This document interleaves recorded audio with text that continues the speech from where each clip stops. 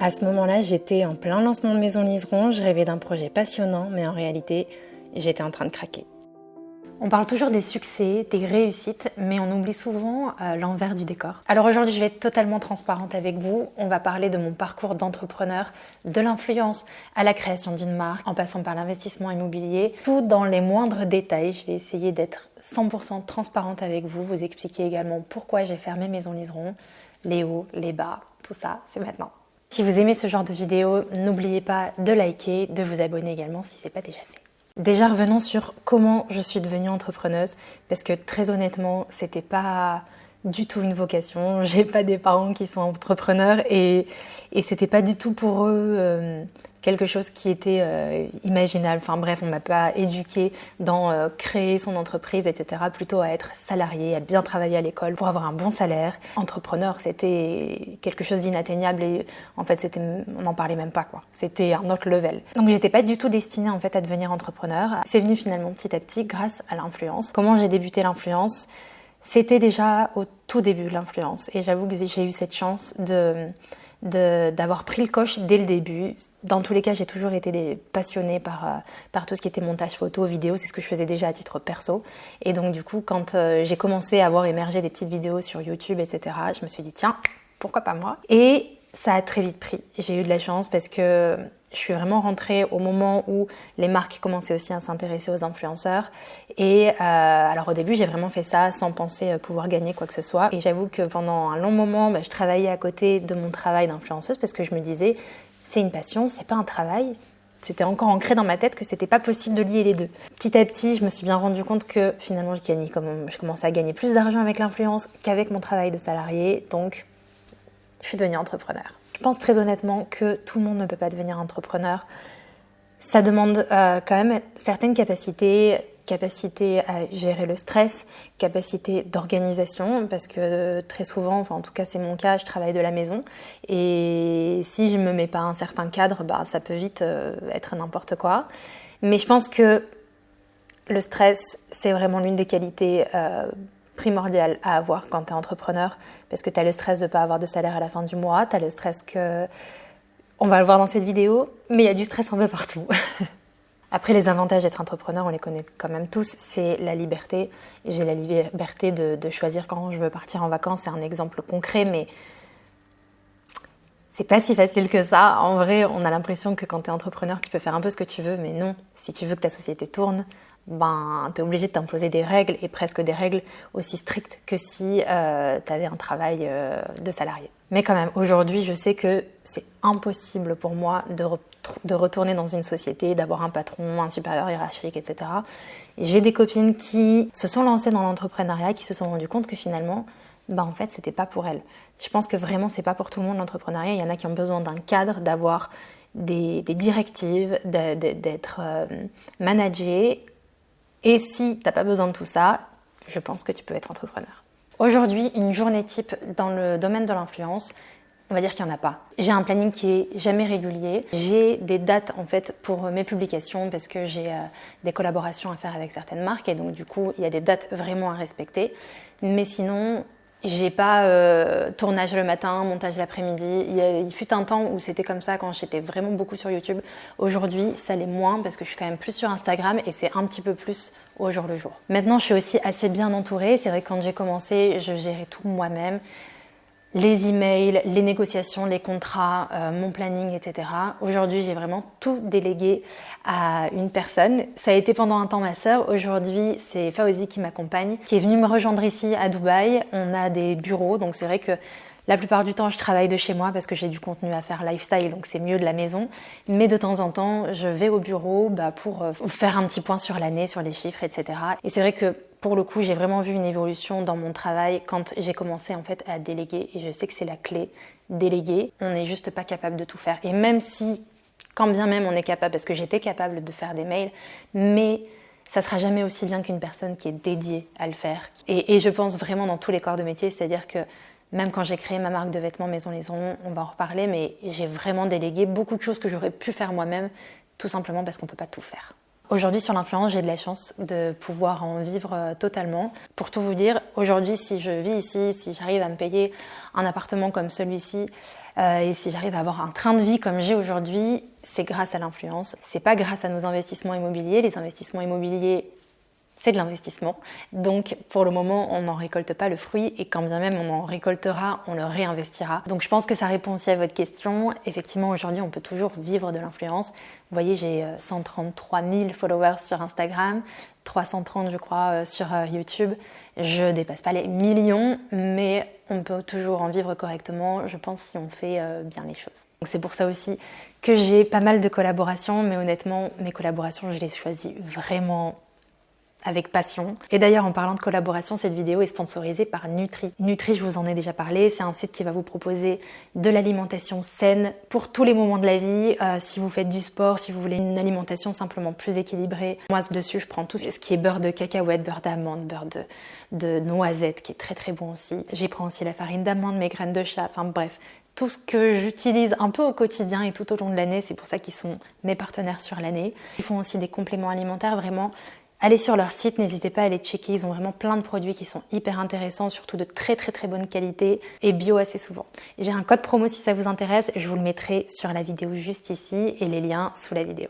Donc voilà, typiquement, c'est un exemple de collaboration que j'affectionne particulièrement parce qu'en fait, les produits Nutri, je les utilise au quotidien. Ce matin, je me suis fait un chat pudding avec mon petit peanuts butter de chez Nutri, avec les graines de chia bio de chez Nutri. Enfin voilà, je pense que c'est important de bien choisir mes collaborations parce que ça fait partie aussi de mon image. Et si je commence à vous parler de choses qui n'ont aucun sens, c'est mon image qui est en jeu. C'est comme une marque et il faut vraiment que je fasse attention à ma direction artistique, à mon personal branding, etc. Donc voilà, c'est quelque chose qui se calcule. Et travailler du coup avec des marques comme ça sur le long terme et pas seulement du one shot parce qu'il y a des marques, vous voyez, que j'affectionne particulièrement, mais qui font du one shot, genre une seule fois sur l'année et personnellement je leur redemande est-ce que vous voulez pas recollaborer parce que franchement j'utilise encore beaucoup vos produits et si vous voulez que j'en reparle de façon assez poussée dans une vidéo, avec grand plaisir, contre rémunération. Et des fois ça le fait pas, mais c'est comme ça, c'est les jeux. Donc quand j'ai des collaborations comme ça sur l'année avec des marques qui me font confiance, du début jusqu'à la fin sur mon contenu, sur toute la globalité de la collaboration, ça me fait très plaisir. Donc merci encore Nutri. Fin de la parenthèse, on retourne au sujet principal. La différence entre gérer l'influence et gérer une entreprise, elle est quand même assez mince parce que finalement, je suis ma propre entreprise en influence, c'est-à-dire que je dois gérer mon image et donc une sorte de direction artistique qui est très similaire finalement à la création d'une marque. Donc c'est vrai que quand j'ai créé ma marque, j'avais déjà quand même un peu les codes et en plus de ça, j'ai fait une marque qui me ressemble, donc c'est vrai que j'avais des codes qui étaient assez similaires. Mais maintenant, personnellement, je vois les choses comme l'influence, je ne vois pas ça comme quelque chose de périn. Je me dis qu'au bout d'un moment, je pense que c'est possible que je m'essouffle. En fait, tout est basé sur moi et ça, c'est quelque chose qui est assez dangereux. Donc, c'est pour ça que quand j'ai créé Maison Liseron, je voulais avoir quelque chose de tangible. Et finalement, je voulais créer quelque chose qui puisse fonctionner même sans moi. C'est pour ça d'ailleurs que quand j'ai créé Maison Liseron, c'était pas by Cindy ou j'étais pas la mannequin, j'étais pas le cœur de la marque. Je voulais que ça me ressemble, mais je voulais que ce soit une marque qui vous appartienne. Pourquoi pas même le confier à ma fille plus tard, c'était vraiment dans l'idée. Donc je pense qu'il y a vraiment une vision différente à avoir entre l'influence et la création d'une entreprise. Donc pour revenir un petit peu sur Maison Liseron, si vous n'avez pas suivi, c'est une marque de prêt-à-porter pour femmes que j'ai sortie en 2022. En fait, je l'ai sortie au même moment que je suis tombée enceinte. Donc déjà niveau timing, on était un peu ric-rac.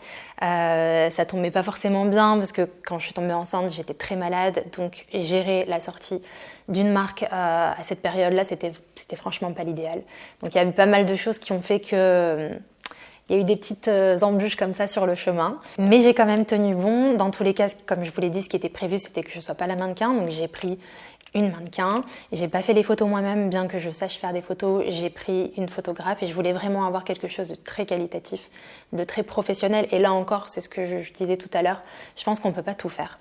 Je sais faire un site internet, mais pour autant, je l'ai délégué pour être vraiment focus sur la création de pièces, pour être en lien direct avec l'usine. On s'en fiche que ce soit moi qui ai fait le site, que ce soit moi qui ai fait les photos. Par contre, c'est mes pièces et c'est presque ce qu'il y a de plus important. Donc il fallait vraiment que je sois focus là-dessus et surtout produire. C'est vraiment la production qui est importante, sachant qu'une pièce, généralement, du moment où on l'imagine et du moment qu'elle sort, il y a à peu près 6 mois. Donc il y a vraiment une production qui doit être faite assez régulièrement pour pouvoir anticiper les mois prochains. Donc comment j'ai fait? Simplement j'ai démarché déjà mon entourage. Je pense que le réseau c'est l'une des clés dans la création, dans l'entrepreneuriat, parce que se créer un réseau, avoir des contacts, et je pense que ça c'est vraiment important. Ça se fait beaucoup à Dubaï, beaucoup moins en France je trouve, et c'est dommage, mais des réunions d'entrepreneurs, etc., parler avec des femmes inspirantes, avec des femmes ou des hommes inspirants, mais ça nous créer un réseau, ça nous permet d'avoir plein de contacts intéressants, et c'est pas juste profiter des autres, c'est simplement on prend ce qu'il y a à prendre. Moi du coup je donne du travail à quelqu'un et ça m'arrange et ça l'arrange, enfin bref. Je pense qu'en France, on a quand même une image un peu biaisée de ça, mais créer son réseau, c'est hyper important. Typiquement, dans la création d'une entreprise comme Maison Liseron, il y avait beaucoup de choses, de démarches administratives. Il nous fallait une comptable qui puisse nous assurer sur la TVA, enfin bref, des choses assez complexes. Et si j'avais pas eu déjà un bon relationnel avec une comptable, ça aurait été beaucoup plus compliqué. Donc vraiment, si vous voulez vous lancer dans l'entrepreneuriat, déjà, essayez de vous constituer un bon réseau, gardez contact avec des personnes qui pourraient vous être utiles. Je vous dis pas de faire les faux culs, pas du tout, mais voilà, gardez de bons liens avec des personnes qui peuvent être utiles pour vous comme pour eux, c'est important. Pour revenir un petit peu sur le cas de Maison Liseron, pourquoi j'ai fermé d'ailleurs Maison Liseron, c'est pas parce qu'on n'était pas rentable, parce que pour être tout à fait honnête, on a été rentable. En tout cas, je suis vraiment très fière de me dire aujourd'hui qu'on a perdu 0 argent. On a investi jusqu'à 100 000 euros et on a récupéré nos 100 000 euros. Et ça, franchement, c'est une chance qui n'est pas du tout donnée à tout le monde. Je sais qu'il y en a beaucoup qui perdent. Et en vrai, si j'avais perdu, c'est pas grave. C'est un apprentissage énorme. C'est franchement pas très grave. Mais je suis vraiment contente quand même d'être rentrée dans mes clous. À la fin, on a vendu à prix coûtant pour pouvoir nous rembourser et ça a fonctionné. Donc pourquoi on a arrêté? C'est parce que, vous voyez, je vous le disais tout à l'heure, l'une des clés de l'entrepreneuriat, c'est la gestion du stress. Et en fait, j'arrivais plus à la gérer. Comme je le disais, on n'était vraiment pas dans une période idéale. J'étais enceinte et après, c'était la première année de ma fille. Et en fait, je passais des journées presque à pleurer. Le soir, j'étais stressée. Enfin, franchement, c'était un cadre de vie qui était vraiment pas idéal, surtout avec un bébé. Je culpabilisais en plus d'être dans un état comme ça alors que je voulais profiter de ma fille et que c'était pas possible parce qu'il y avait beaucoup de problèmes à gérer. Donc c'est tout ça. Et en plus du fait que... c'était rentable, mais c'était pas non plus over rentable. On faisait pas des chiffres de fou, comme je vous l'ai dit, on a terminé à 0. J'ai pas fait des 1 million de chiffre d'affaires. Et l'objectif, c'était quand même d'espérer que ça décolle assez vite. Et en fait, au bout d'un an, je continuais à gagner mieux ma vie en faisant un post sur Instagram qu'en vendant des vêtements. Et donc voilà, encore une fois, on a fait le ratio. On s'est dit, on va essayer de limiter les dégâts. Je pense que si j'avais fait une année de plus, j'aurais forcément perdu de l'argent. Donc on a arrêté au bon moment pour retourner sur nos pattes. Et je pense que ça aussi, c'est une qualité qu'il faut avoir quand tu es entrepreneur, c'est savoir toujours se remettre en question. C'est pas grave de fermer une entreprise si on sent qu'elle est trop bancale.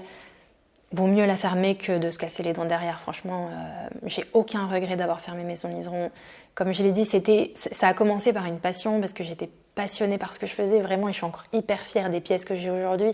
Mais je suis vraiment contente aussi d'avoir arrêté. Parce que trop de stress, mais vous imaginez même pas tout le stress qu'il y a pu avoir. On avait un centre de logistique du coup qui était à Toulouse. On a eu des erreurs de stock, on a eu des colis entiers qui se sont perdus. Enfin vraiment un carton énorme de robes. D'ailleurs, elles se baladent peut-être un peu, je sais pas où, mais il y a des dahlias vertes qui se sont perdues, un colis d'une centaine de pièces qu'on n'a jamais retrouvé, où on n'a pas pu être remboursé parce qu'avec les transporteurs, il y a toujours des clauses, des machins, bref, des erreurs avec le centre de logistique, mais celles qui ont commandé, vous avez peut-être suivi, mais il y a eu 2 fois des grosses erreurs et franchement, ça me mettait à bout. Il y a eu une fois où le centre de logistique avait envoyé, en fait, ils avaient interverti 2 tailles, S et M. Donc toutes celles qui ont commandé du S avaient reçu du M et vice-versa. Donc, derrière, c'est logistique, envoyer des mails aux clientes, s'excuser, bien évidemment, leur envoyer des bons de retour à nos frais. Espérer qu'elles retournent, parce qu'il y en a finalement, elles arrivent à la maison, elles essayent le M et ça leur va, donc elles veulent le garder alors que c'est déjà commandé par une autre. Enfin bref, des trucs comme ça, hyper stressants. Heureusement, franchement, j'ai une communauté en or et du coup, il y en a beaucoup d'entre vous qui ont été compréhensibles. Mais franchement, c'était beaucoup de stress. Et en fait, ce qui est pénible, c'est que c'est même pas de mon ressort, c'est pas de ma faute. Et j'essaie de tout faire bien et des fois, ça capote. Et franchement, c'est hyper frustrant. Il y a eu le cas aussi avec les robes Dahlia. On avait 2 motifs de robes. En plus, sur les cartons et tout, c'était bien marqué. Robe fleur verte, je crois, et robe fleur orange.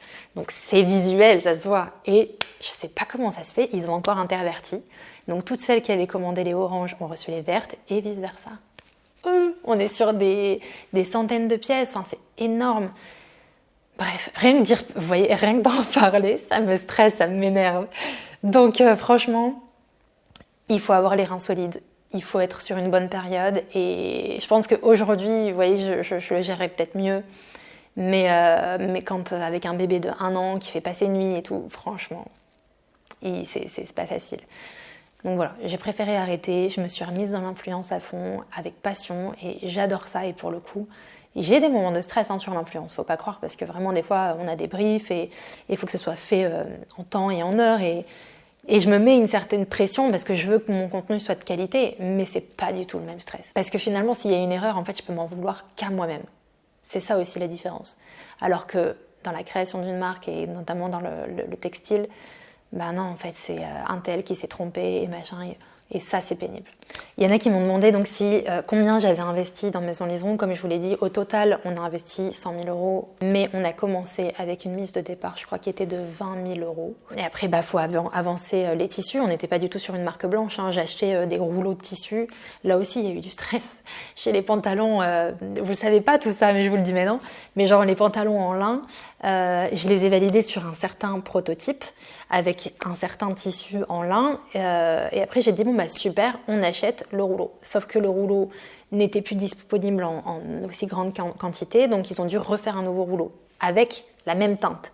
Sauf que, en fait, il faut savoir dans le textile, et je crois que c'est pareil un peu partout dans les peintures et tout, on ne peut jamais avoir exactement la même teinte. Ce qui fait que le beau beige que j'avais vu, que j'avais validé, s'est transformé en un beige un peu plus jaune. Et ça, en fait, je l'ai vu que quand on avait reçu la marchandise, tous les pantalons. Et c'est frustrant. Alors, franchement, j'ai eu aucun retour à ce sujet-là. Mais moi, quand je le sais, que j'ai validé un beige comme ça et que je retrouve un beige un peu jaune, voilà. Donc voilà, je crois que c'était vraiment une mise de départ. Je ne sais plus si c'est 15 000 ou 20 000. Je crois que c'était plutôt 15 000 que j'ai investi donc de ma poche. Et après, on a fait un roulement avec le chiffre d'affaires qu'on a engrangé. On a réinvesti à chaque fois. Je ne me suis pas payée du tout avec Maison Liseron. À chaque fois qu'on gagnait de l'argent, je le réinvestissais pour de la production. Comment faire connaître son business avec des influenceurs ? Déjà, il faut choisir les bons. Je l'ai fait avec Maison Liseron.